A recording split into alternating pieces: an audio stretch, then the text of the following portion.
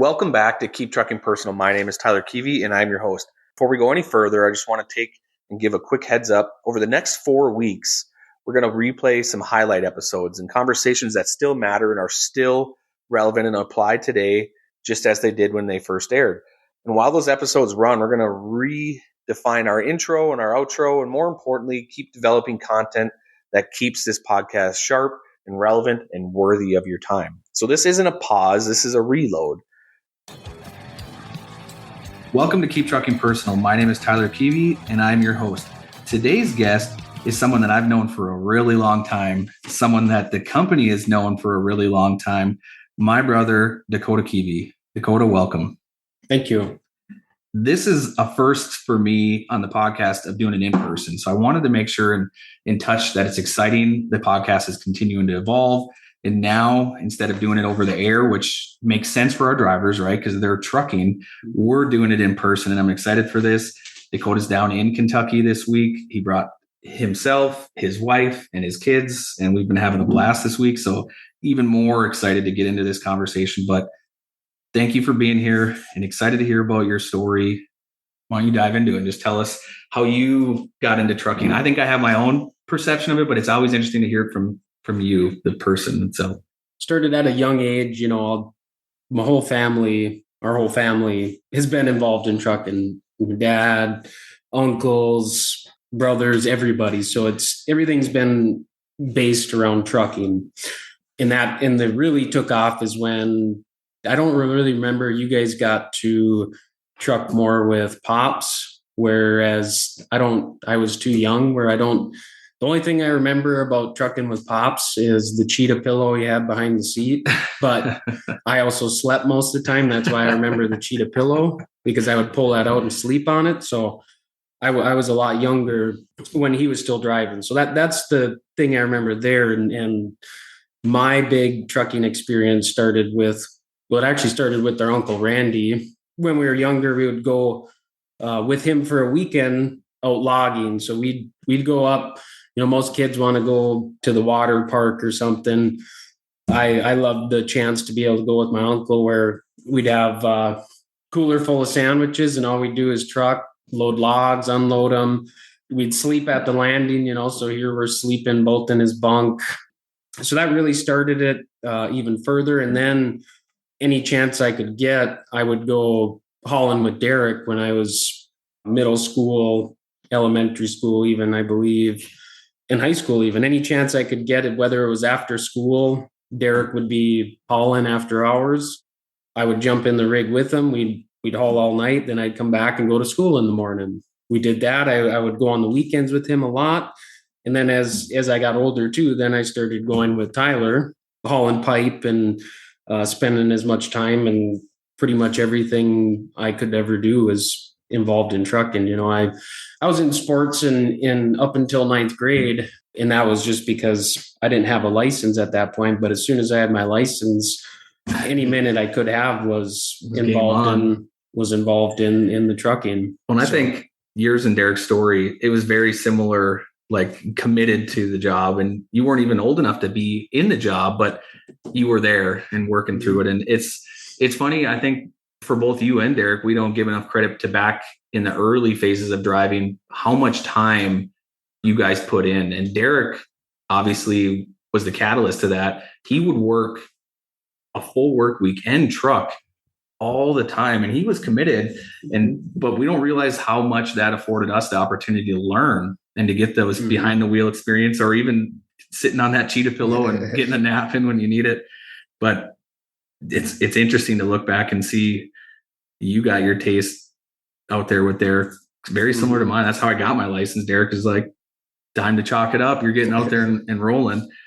So when you were with Randy, or your summer weekend, your summer weeks logging, or with Derek, even after work or on the weekends, did you just crave it? Do you feel like it was in your blood? Or I couldn't wait for the next time to get on the truck. I remember talking, and Derek would call, and it was exciting. Whenever I knew it was coming, I'd have my little bag packed, whatever it was, my little Walmart plastic bag with some drinks, a couple sandwiches my mom would make. And I would jump at any opportunity I could get. Because literally that's all, nothing else. I would put everything else away. Especially I didn't have a cell phone then too. So it was just, oh, he's going on the truck. I'm coming with. Can I go, Mom? And she got nervous a lot of times because I had school the next day a lot of times, and I'm trucking late, and I'm still looking for some back pay from Derek because I think sometimes I tried to stay awake every second I could because I didn't want to fall asleep. So there's times I'm chicken pecking in the passenger seat and I'm like, I gotta wake up. So I open the window, put my head out the window, whatever it takes so that I could stay awake just as long to just watch. And I love, especially taking off in a semi and coming to a stop, just feeling the power of the engine and the Jake brake. It's addicting when you can feel it and you're in the front seat, you know? So it's, once it gets in your blood, it's an itch that you can't really satisfy. Yeah, it's kind of funny when you think of, you get out there, you get a little taste of it, and then all of a sudden you probably go back and try to actually quantify it. You've got more miles before you're even 18 logged than, you know, many people nowadays trying to get their license are tiptoeing in it and may, you know, have to go to a school and this and that. And like I said, the opportunity to be able to sit in that passenger seat and get all that windshield time really gears you up, especially for your future, right? And it's point in case you learned a lot from those experiences. So I think let's move forward into, you got all that hands-on experience, you got your taste of trucking, now you're familiar with it, it's in the family, everybody's doing it. When you get ready to get your license, how did all that work out? So really, obviously, any opportunity I could. Also, whenever we were at the shop, any opportunity I could, because I don't remember how old I was, but, you know, 11, 12, 13, any opportunity I could just to drive a semi around the lot. It's like, oh, I would do it. You know, sometimes I felt like I was going to get in trouble because I'm out just driving semis around the lot, but I enjoyed doing it, you know, shifting and trying. When you're always stuck in a lot, you can't wait to hit the open highway. You know, it's something holding you back that you've always wanted.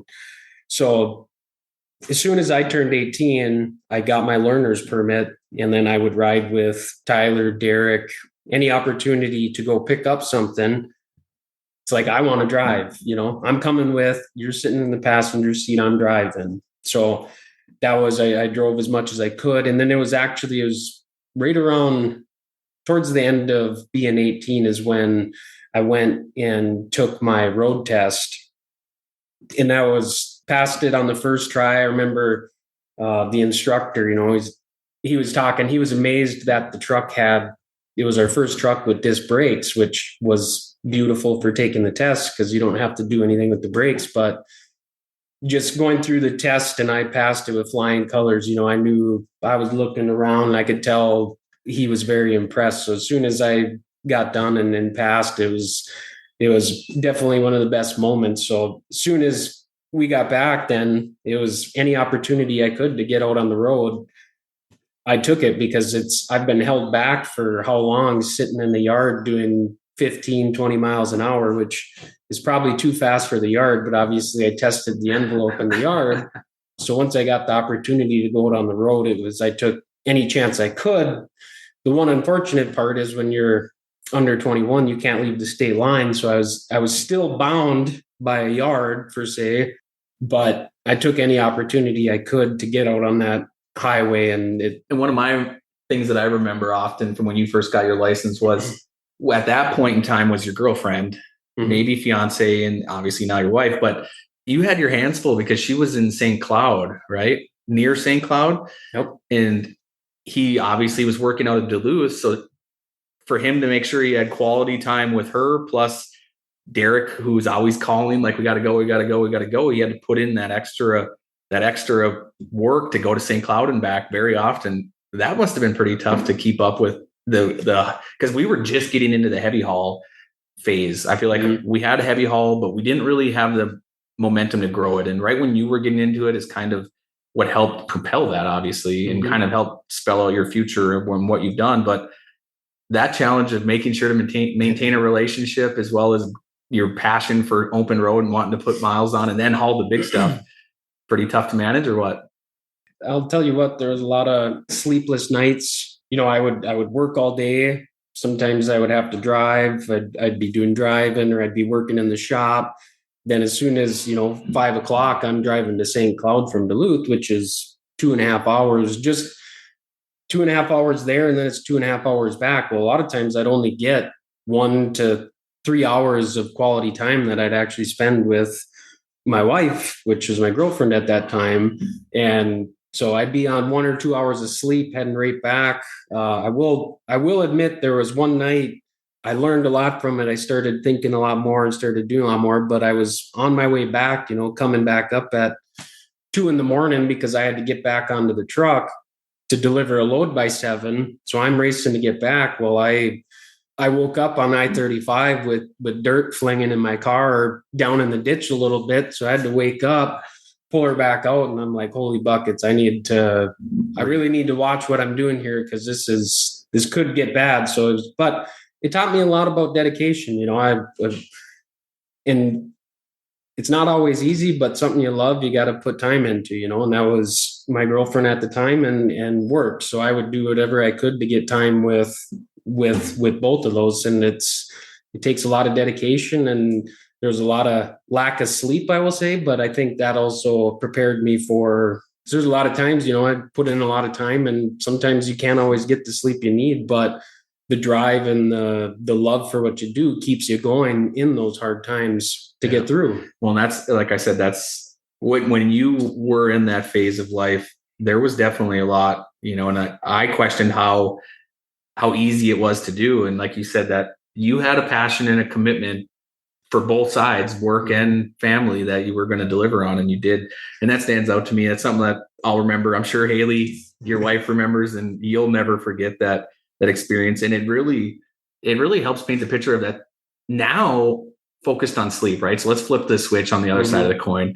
Early age, very young in relationship, however you want to look at it, you can do those extreme things. Now I'm on the other side of the coin, like, let's try to make sure I chalk up these 8 hours of sleep. Let's focus on that, because you need to be refreshed and prepared for the next day. Because even though now we're not driving, the decision making and the fast paced things that go into this career, you have to be prepared for. And it's so interesting. You got to see both sides of the pendulum, and now, you did what it took, and it worked out successful for you. So that's awesome.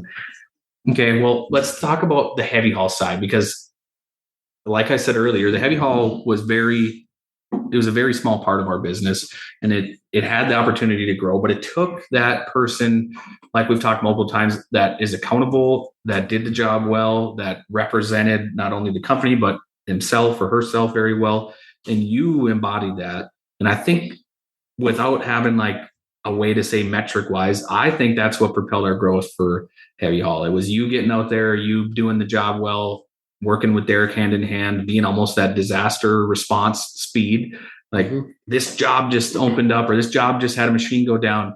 What can we do? And you guys always being flexible and working through it helped it grow. How do you view that heavy haul kind of trajectory? Because, as we get farther in this conversation, I want to talk about moving into the office. But when you were trucking, how did that grow, and how fast did it take off? I remember when I first started driving the heavy haul, like I said, we had a small base. It wasn't all the time, but where we got our niche is providing the service that customers need. Whether someone calls at 6 p.m. And I remember distinctly a customer called and needed a crane moved. And this is when I first had my license. My very first oversized move was an RT 530 crane, which isn't massive, but when you've only pulled the flatbed. Well, what isn't massive? Tell us and wait. It might be so the RT 530, without the spec sheet in front of me, I would say it's 60 to 70,000 pounds. Yeah. So let's just look at that. Many people in their trucking career, if they haven't left the standard freight arena, they've maxed out at 48,000, maybe 50,000 if their equipment's proper. So now you've just got into trucking. You had obviously a lot of hands-on experience before. So when I say just got in, you weren't like fresh, but you go right into it and you do some flatbed stuff. But it was like your calling immediately was an RGN. Like, I don't know if you actually did much flatbed. I think you grew out of that almost immediately. Pretty much. Like I said, I got my feet wet with some legal flatbed stuff, and then the opportunity came where we had to pull through for a customer. it was my first opportunity. I'll admit I was very nervous. I was very scared. I think that whole trip, my hands were sweating. I think I probably need to drink a gallon of water because I just lost white knuckling essentially because I'm just holding on. But the feeling of pulling through for a customer when the odds are completely against you, it wasn't, we didn't have a week to plan this. It's all of a sudden a phone call comes and all of a sudden, it's kind of like buck fever. My heart's going. It's like, holy buckets, it's going to happen. And that's where I made sure I focused, put everything that I knew up to that point into it, that I've learned from everybody I've watched. And as soon as I got there, and I offloaded the crane myself too, and that's you guys, it was Tyler and Derek actually helped me load it and gave me a 5-minute crash course on how to operate it. Well, so here I get up there, not only, the heavy haul is a newer feeling and this big load. Now I got to offload the equipment, so it was pretty nerve wracking, but once you get it done, the checking those boxes, the feeling of accomplishment, and wanting to be able to contribute to what's going on, I checked those boxes, and that's where that feeling is what drives you, that hitting, making your goals, reaching those milestones. And once you taste it, you can't stop coming back for more. But so do you think that first initial like service response, all of that kind of built into, like, from your perspective, okay, now I've got a taste of what I can do. Let's grow this. And that's kind of where the volume took off. Cause it, like I said, it went from very minimal, some cross-country runs to it was like people running around the clock on shifts and trucks to get freight moved. Yeah. So it really set the tone of how I wanted to operate, that pulling through that the last minute emergency. It really set the tone as to what really I thought that was about, because that was my first experience. And so that's what I shaped the heavy haul industry about. So I'm like, it's going to be hands-on. It's hard work. It's late nights, early mornings.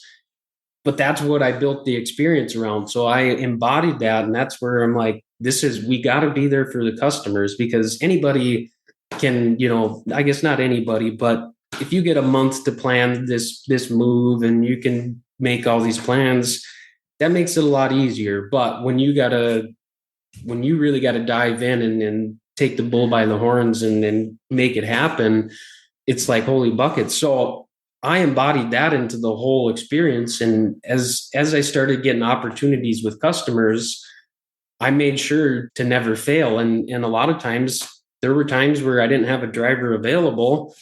So I'm out in the truck making sure that piece of equipment is on the site by 7, whenever it is they need it. And also too, one thing that I enjoyed is driving at night, because you got the chicken lights going, and you got beacons going. So people look at you and they're like, holy crap, what did you feel like, a fire truck or a policeman kind of coming down the road? But you're truly making a difference also in the community, because if that piece of equipment doesn't get to the site, whether it's a hospital, it could be a grocery store, the job might not be able to work the next day if you don't pull through. So it's bigger than the company and also oneself. It's more, there's the community involved. There's a lot of aspects in it. And if you miss that little piece, you may be the one that holds it up. And if you mess something up, you don't want your name to be remembered as, oh yeah, they were late or they were this. I need to pull through. So, and that's where that level of service and being hands-on, and that's where it all started, is back when that little taste. Mm-hmm. Well, and that's something that integrity side of do what you say what you're going to do, like however you want to frame that. Like that's the definition there. And I think that for us, we've said that several times, and it's not always a sales pitch. Sometimes it comes off like, hey, like when I guarantee you that it's going to happen, it'll happen. And obviously that's a strong commitment, but it comes with the backing. To your point, you've been there and delivered that freight, and it's not always the best situation for us because there's plenty of things to do. You've done it. I've done it. Derek to this day even is still like, if I have to get in the truck because we're either busy or something fell apart that the customer couldn't control, that's something that we've focused on. And that feeling of when you show up and they're like, okay, so I was talking to you on the computer or on the phone and you're the one delivering it. And you're like, well, yeah, like it's what had to happen. And that's, I know for a fact that commitment from amongst us and our family is what helped us grow tremendously. Because if we didn't have that type of commitment, or the commitment that it takes, like you said, 7 p.m. on a Friday night when everybody's got something going on and you're there making sure that the truck is ready to go and the load is ready to leave, it takes a lot. And it's interesting to think that it starts at the very beginning when you get the taste of trucking to know what the service takes, what it takes to do it. But your journey doesn't just end there. You've done heavy haul. Then we talked about what did you say, 68,000 or 60 some thousand pound crane. So that's just I don't want to say standard RGM, but that's a little bit more of the status quo. And then you didn't just say, okay, I'm done there and going in the office. You started to get bigger and a little bit bigger and then a little more bigger. When you start to grow the size of your load, how did that change your typical thought of getting something done? And then what else did it take to make that happen? Like escorts and permitting, like how deep did all that start to go? And you're still in the truck at this point. Yeah. So a lot of it, once you start hauling those big loads, you want to grow it. You want to haul bigger, which, and I know that can get some people in trouble, but I'm like, I want to haul the biggest load out there, which by all means, there's a lot bigger loads than we've ever hauled out there on the highway. But I wanted to keep growing the opportunity. You see the huge trucks and trailers going down the highway, and it's like, I want to get to where I'm pulling we're pulling those big trailers, Yes, we have this medium or smaller size heavy haul going. I want people to see our trucks going down the highway with those big trailers, big loads, being like, I want to be like that company. I want to drive for them. It turns heads. And that's when you're driving those big loads, you obviously got to keep focused on the highway, but people are they're rubbernecking, they're turning their heads, they're checking you out, and but you have to stay focused on the highway. But that's where you just know, and it takes a special person. Like some of the stuff you got to do in those trucks, a right-hand turn. I remember so many right-hand turns. You're thinking through your head, how am I going to make this turn? Which lane do I got to be in? Is there going to be a car trying to come around me? And you get I myself would get like another sense of buck fever for the turns, because you get one shot at making this turn. And if you don't make this turn right, you just blocked an intersection. You probably are going to need people to help back you out. And it does happen in trucking and whatever, but I took pride in what I do, and that would embarrass me, if I had to back out of a turn. So it's like, I get one opportunity to hit this, and I better make sure that and that's that delivering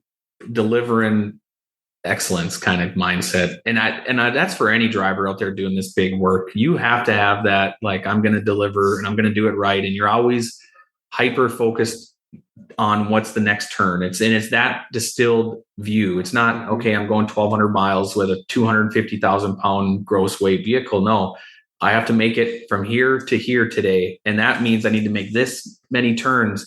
And that means I need to hit this truck stop. And it's such a trip planning concept, and being diligent on knowing experience does benefit you here. You don't have to have all the experience, but it does benefit you understanding that, like you said, this turn, typically in a truck you can make and stay in your lane, but I'm going to actually take the whole highway on the other side of it because I need all of that for my trailer and the load width, and start throwing in some height, which you've dealt with. And now all of a sudden you're like, there's a bunch of decisions that have to be made just to make one turn. Yeah. And that's where, doing that, I wanted to get bigger, and it's just hard to not keep wanting to grow. And when we get a bigger trailer too, well, I realized at that point that it isn't for fun or it isn't for show. At the end of the day, if the price of the equipment and what you're paying, you have to bring in the money in order to pay for it. So yeah, I kind of put out my dreams and ambitions. Well, now we get the big trailer. Well, now I have to show up and make sure that this trailer is busy and hauling the big stuff. So throughout the time of the customer service and staying staying on them and pulling through continually brought more opportunities. So that way, when we had these big trailers, now I'm starting to get the work and now I'm learning. And a lot of it, to be honest, was I did as much research as I could, utilizing, Derek, you, Tyler, our uncles, but also the internet, obviously was getting more and more resourceful. So, and I called a lot of the permit offices. I had such a love for learning. I would call the permit offices and I would figure out these things that are, there's not many good guidelines, but I would figure out these hard things. And there's quite a bit that I learned through my own channels, just researching and doing it. And some of it was going out on a whim. Some of it was, taking a risk to a certain degree with certain customers on loads that I don't necessarily have the experience with or our company had the experience with. So the best I could do was take the experiences I had, all the people I learned from, and I had to go out, research. And with that, I made the best judgment I could make. And lo and behold, there definitely was probably some luck in there too, because there's a lot of bids where you kind of got to take that original leap of faith to put that price out there. And some of them are big numbers, but also you can easily lose out if you miss one little facet. You need this, or, you need a police escort here. You ended up higher than you anticipated, and now you need a bucket. The costs get astronomical. On Not that only side does the of weight things. get big, the cost gets big. So that's where it's taken so much. So it's like the bigger you get, the finer the details need to be managed, which is something that sometimes you don't, I mean, it makes sense, but sometimes as you're out there driving, you see that thing going on the road, you don't realize that 1 inch, and let's even go smaller, a 1/4 inch can make the difference of this route is practical or this route is going to take an extra week because you're over height. Exactly. Yeah. If you underestimate it, all of a sudden now you're like, son of a gun. Now we're not going to make any money on this. And that there definitely has been runs where we didn't make money. We pretty much broke even, but I made sure that I had to learn from those experiences. The ones that you don't make money on, that's where you have to make a note. I love learning and I love trucking. So anything that I would learn or take, I wasn't a great note taker. Some I am working on still to this day, getting better at. But my brain was like a sponge because of how much I loved it. A lot of these items just stick in my brain, and especially if you do get burned, you remember those ones a lot easier. So I think, speaking of your brain, when we moved into the office then, right? So then you evolved and continue to evolve. And Derek at that point said, okay, now we've got enough business that I can't do this alone. I need your help. And you came into the office. Obviously, like anyone, it's a different feeling. You're used to the 2 a.m, go. And it changes its pace a little bit. Not that it's any less important, but it's just a different pace. But there's a thing that I remember, especially when you got into permitting, that I still can't even do with my own personal credit card, but you had the ability to memorize all of the numbers that were pertinent for your job. And that was simple as not just one credit card, but multiple credit cards. You could read off the full digits on the front, the expiration date, and the security code with no guidance. For me right now, even I'm like, I buy something on my phone, I'm like, oh, what's my security code? I got to pull this thing out of my wallet and go. And I'm like, I've had this card for years. Is that something you think is a special skill that helped you? And maybe I want to ask you this question. Do you still remember credit cards like straight out right now? Oh yeah. I still have my credit card memorized. I think it is a special trait. And I'm not big on, I like to stay humble, but what it did is it gave me a different level of efficiency. I realized I couldn't get done what I needed to in a day. So it's like, all right, if I memorize this credit card, instead of pulling it out of my pocket, slowly entering, I can enter it in about 3 seconds. Well, that saved me time. Same with driver's phone numbers. Instead of finding a driver's phone number in my contacts, I figured out it was quicker for me to dial the driver's phone number and call it. So there's still a lot of driver's phone numbers that I have memorized, even customers' numbers, driver's numbers, family. And I also did that too, because I'm like, what if if you lose your phone or something and you got to hit a payphone, a lot of people nowadays don't remember phone numbers, where I'm like, I can call, I have a Rolodex in my head. I can call just about anybody. It was all about efficiency. It's funny because obviously our parents might say, well, we had to do that because we didn't have caller ID or we had a cell phone or didn't have a cell phone. But yeah, there's definitely something special when it comes to that. Because from my perspective, like there's a need to know a lot of things. And I'm like, it's short term. It's washed out after I enter that thing in. It's gone.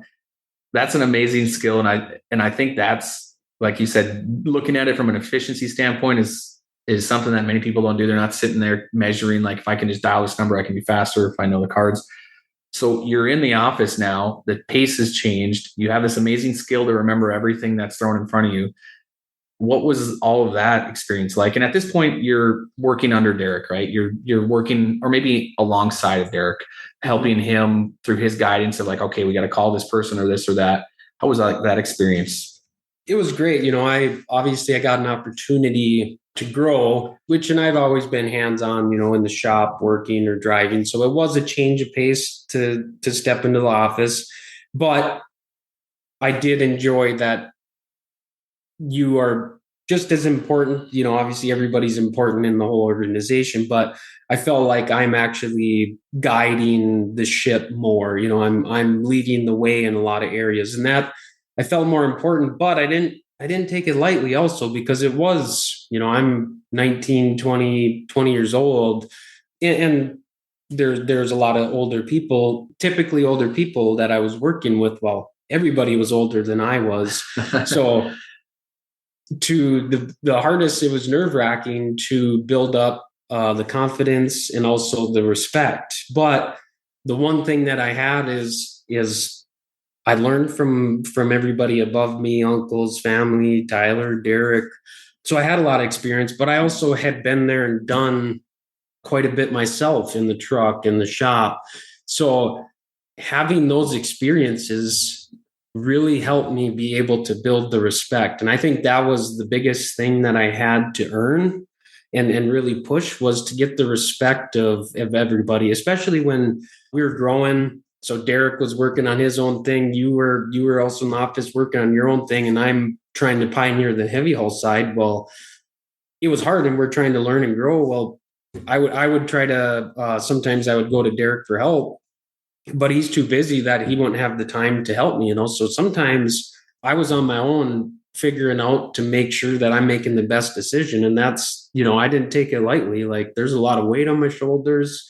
I got to make sure I'm thinking this through, but also, the guys on the other end, their livelihood depends on me. The drivers, their families depend on me. So I understood that it was very serious, and that it was no joke. And I couldn't I couldn't act like it was light, because there's a lot of people dependent on me. And so that I really understood, and I made sure to put forth all the effort I possibly could to make sure everything went. And there definitely is failures along the way. And I think the biggest thing is learning from those failures, try to not make that mistake again. And it was very fun because there was a lot of learning. There's a lot of different aspects, leadership, things that I had never even fathomed or even realized were a thing, and at that young of an age, not many people truly get an opportunity like that.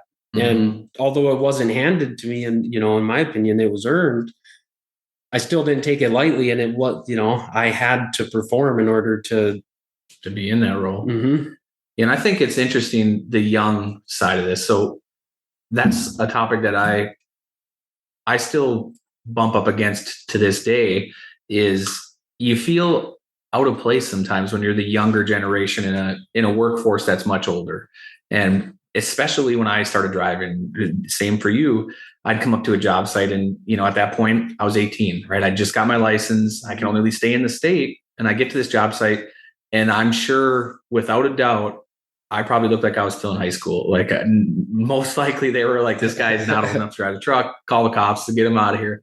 But that was a hurdle that was always a challenge for me to overcome, is feeling that you're not fit compared to what these other coworkers or industry folks are. And so, yeah, I can see from your perspective that it's very hard to go from all of these phases into the heavy haul and coming into the office and starting to manage people.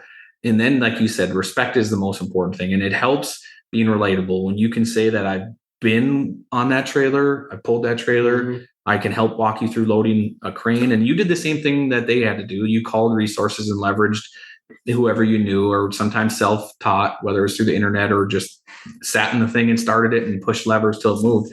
But you really start to understand that what it takes to work in this industry and the respect that the drivers need.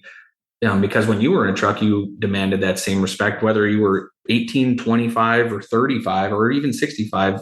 It's still the same fundamental feeling. You want to be treated like a human. You want to be respected for what you're doing, and you want someone to speak to you honestly. And I think, and not speak down. And I think that's sometimes hard because you can speak down to someone even though you're speaking politely. And so you bring that conversation into, I'm a good person. I want to do right for you because you're driven, as we've learned, right? You're very driven to do well and satisfy the customer.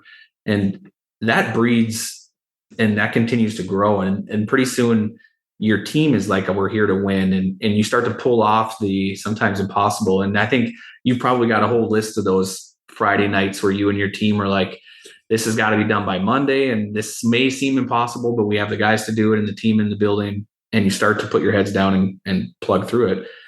It's a different feeling to get that accomplishment and be young still. And some people, they probably even say it to you still, like, oh, you're the youngest one in this room right now.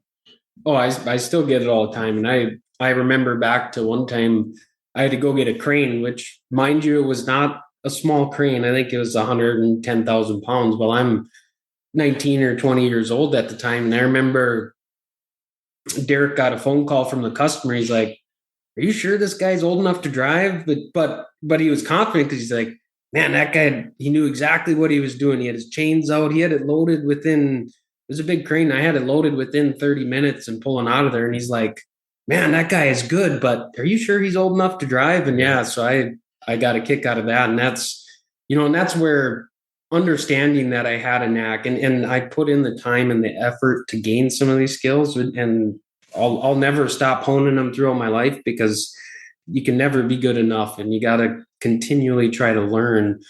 But working with those people and pulling in, like you said, you have older people and they're always questioning, like, do you know what you're doing? And having the confidence to be like, yep, nope, I want the machine right here. And they're, no, we always do it this way. Well, I want it this way, so, and people want to push their way in. There's times that I've learned where it's like, okay, we'll do it that way. That's fine. Sometimes you got to be humble, but sometimes there's a lot of money and liability on it. And if you don't stand up and have a backbone for this guy wants to do it this way and he breaks your trailer, you may be out of a trailer now because you didn't stop him. So you got to be able to stand up to people when you think and know you're right for your own safety and your own livelihood, because otherwise they could take it from you. So knowing your place and knowing your time and what you got to do, that's the hardest part. But respect has been one of the biggest things that I value, because there's a lot of people that didn't have to give me respect, but they saw through the hard work and everything I put into it, that I wasn't just here to try to tell people what to do, or you go sit over there, you do this. I truly cared, and we all were a big team, when the machines are delivered and at the end of the week and it's like, go home, that was a heck of a week. The feeling of that success, I knew the teammates, the drivers, everybody involved felt that, and I did too. And it was a lot of hard work, but you go home and you can hang your head, you can put your head on the pillow and go to bed and feel accomplished and respected. And, it's a great feeling. And having that team effort, it doesn't just come on its own. It has to be driven. It has to be mutual in order to be a successful organization. Mm-hmm. Yeah. All of that plays into everything we've talked about. This journey keeps building, right? So then we get to this spot and you keep growing, and pretty soon you're managing all of heavy haul, right? And then you're moving through the paces there, and it doesn't stop there.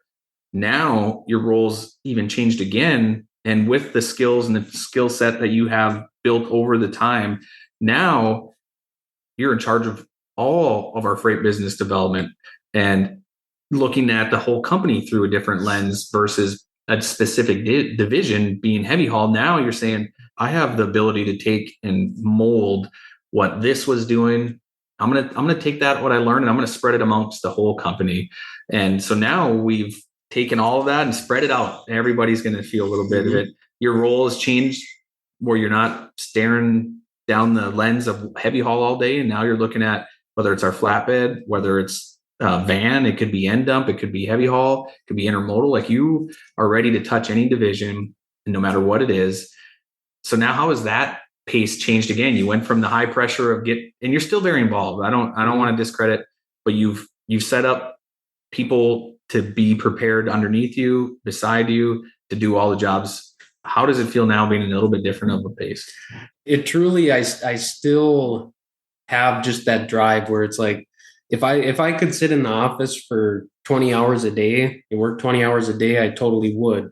And there are some days that I do put close to that. We'll make sure Haley hears this with asterisks, like, but if he could. If I could, obviously, and that's the reasons I can't is my family, because I love them. But just, I love learning, and this gives me a new opportunity on learning and growing things. And like I said, being part of something is huge. And I realize I've got a lot of weight on my shoulders. There's a lot of people relying on me. And that's where failure is not an option. Like, delivery is the only way forward. And that's where putting the time in, and don't get me wrong, there's times when it's like, son of a gun, I wish I could just go home. But those are very far and few in between. It's typically something, I got to give it to family, but it's always, oh man, here's an opportunity. Oh, I'm going to jump into this. Oh, we gotta, I'm thinking to myself, oh, I'm tired. I didn't get much sleep last night. But then the phone rings and someone, on the other end, it's like, oh God, it gets me going, gets the blood pumping, and off to the races I go in this direction, and when you dive into it that deep and the love for it, you kind of forget about all the, when you're tired, it really blocks that out.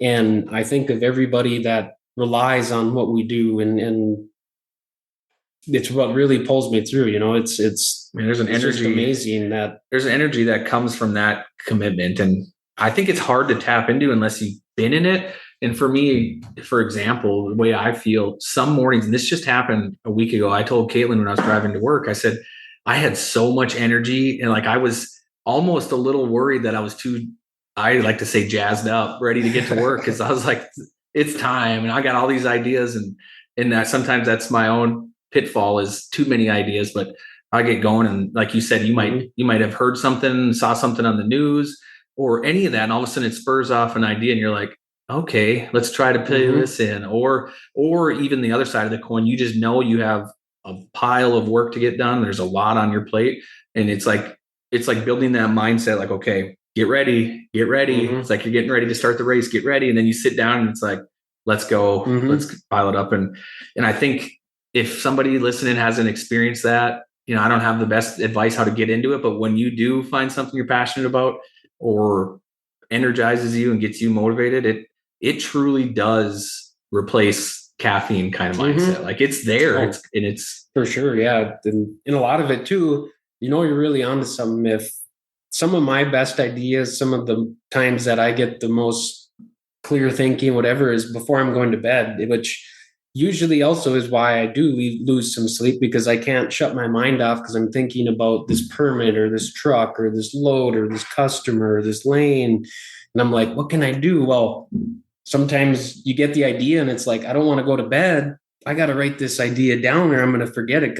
And there are times when I've gone to bed and wake up and it's like, what the heck was I thinking of? Because I forgot it from sleeping. And it's like, I'm mad at myself because it's like, what was it? That was a good idea. And sometimes you wake up in the morning. Sometimes you wake up early before your alarm and you're just sitting there and all of a sudden you're like, I'm on to something, And it's like, I want to get up out of bed. I'm running to work and now I can dive into whatever it is, and that's where when you have a true love for something, in my opinion, ideas come from all kinds of places. You don't just have to be at work. And that's where, like, work to me really isn't work. It's what I do for fun. It's one thing I've got to learn more hobbies, but I got my hobby, it's trucking. Like I just want to get out there and improve anywhere I can on and this company also. And that's why this new opportunity is so huge, because there is a lot of influence I have, and I don't take that lightly, that I've got to make sure that I'm the guiding light and I'm heading towards the right shore, the right harbor. It's a different viewpoint, because some of the stuff you're working on before was how do you solve the problem right now? Mm-hmm. Some of the stuff you're working on now is how do you solve the problem in a year? How do you solve this opportunity? How do you create this opportunity in 2 years?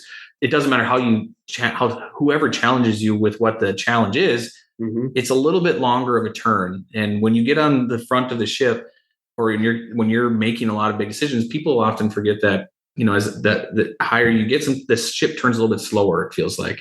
And right. It's micro decisions. You have a macro view of the whole company, what's going on, but it's those micro decisions that improve and get better over and over. And some of the fundamentals being customer service, making sure you call that driver back, making sure that driver is understood and heard, or if they're concerned about the way to load it, that we guide them and we make sure that they're set up for success, because those are the little things over and over and over that you have to do day in and day out to be successful and to create change, to better create opportunities for everyone. Like it just keeps piling mm-hmm. up, and we're definitely excited. I'm excited. I know the skill set you have is something that I do not have, and that's why this is such an important role.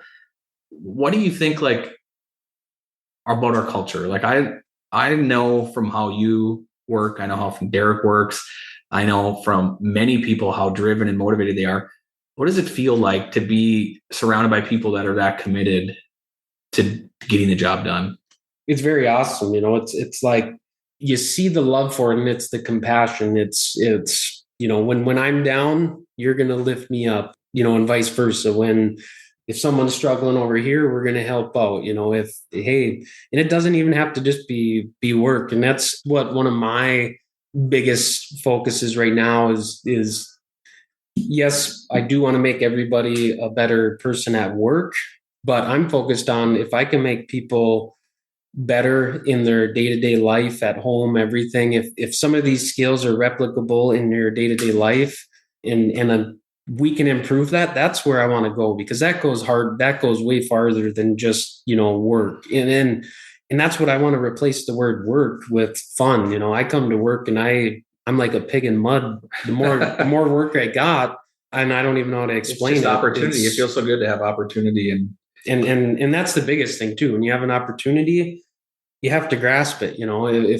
If you're always scared and you never take that leap of faith, you'll never know what was. But not being afraid of failure, and that's the biggest thing. Well, I think your growth demonstrates that. You went very fast up through every rank we have, and you weren't afraid to stretch. Some people like to call it stretch that. Like, I've never done this, but I will learn. I'm not afraid to learn. And there's so many great attributes that you've talked about, throughout this whole conversation, and how much you can do if you're determined, and having a passion and love, can carry you to that next day, can carry you to that next week, carry that next month. It's just exciting to hear it and to know that you've influence so much of the decision making we do. If you have some advice for any driver, whether it's if they want to get in a heavy haul or just want to be the best driver they can be, what would it be? The best advice, I think one of the most important things, and I'm learning even more as I've gone through these, and now more so in this position, especially like as you said, a lot of it's not like the here and now, it's future and forward thinking, but is make a plan on what you want to get. And it seems, and sometimes this is where I brush it off, because it seems kind of silly, but make a plan, jot down the steps, the boxes you got to check. That's where in trucking it's so important, is your route planning. What is my goal for today? How far am I going to get down the highway? Where do I plan on stopping? If you don't make a plan on where you want to stop for the day, you might stop 5 times in a day. Well, that just costs you a lot of time. And your plan doesn't always go to plan. You have to be able to have some backup plans, some plan B, plan C. Sometimes you get to plan Z, but, and that's the beauty of making a plan, is it doesn't have to go to plan, but you work through it and don't ever stop until you get to the end. Sometimes you fail, then you just adjust your plan and you keep going, because if you're determined and you stick with that, you're going to get to your end goal. You're going to make it where you want to, and setting a high goal. You might not always get to your goal, but it's going to keep you pushing. And the next time you will get better. And it's the journey. Mm-hmm. That's the big and the glory of it, and never stop learning too. If you stop learning, that's when I think the day you die is if you stop learning, because new things are discovered every day and new ways to do things. And if you really don't open up your mind and brain to new things, you get old, you get tired, it drags on, it gets boring. And that's what keeps the drive going, in my opinion, is whatever you do, that plan is going to keep you moving forward. Whether you fail at this point, keep on trucking. There you go. Keep trucking personal and keep on trucking. Mm-hmm. Today has been a good conversation. There's so much to keep unpacking, and I know I could continue going on. And I know you have big goals and big dreams and big plans for the company. So I'm excited to see you put all that together. I want to say thank you for taking the time to get on the podcast. I'm excited that you're here. It's going to be fun to talk to you, and whether it's 2 weeks, a month, a year, whenever we get you back on, to kind of go through and hear some of how you checked your boxes and what you've done. So thanks for being here.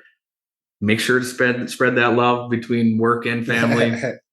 Oh, I will. No, this was actually a lot of fun. And this is the first time I've ever done this. So once again, it's stepping outside the comfort zone. And I thank you very much for having me, because I've enjoyed this as well. Absolutely. Thank you for tuning in to Keep Trucking Personal. If you've enjoyed today's episode, don't forget to like, share, and comment. We'd love to hear your feedback and suggestions for any future topics or boxes you want to check. Feel free to reach out to us at podcast@kivibros.com. Until next time, happy trucking. Thank you for joining us on this episode of Keep Trucking Personal. We appreciate you taking the time to explore the heart and soul of Kivi Brothers Trucking with us. Don't forget to subscribe and leave a review to let us know your thoughts. Tune in next time as we continue our journey together, diving deeper into what makes us a community, a catalyst for positive change, and a home for those who aspire to be part of something truly extraordinary. Until then, keep trucking, and we'll catch you on the next episode.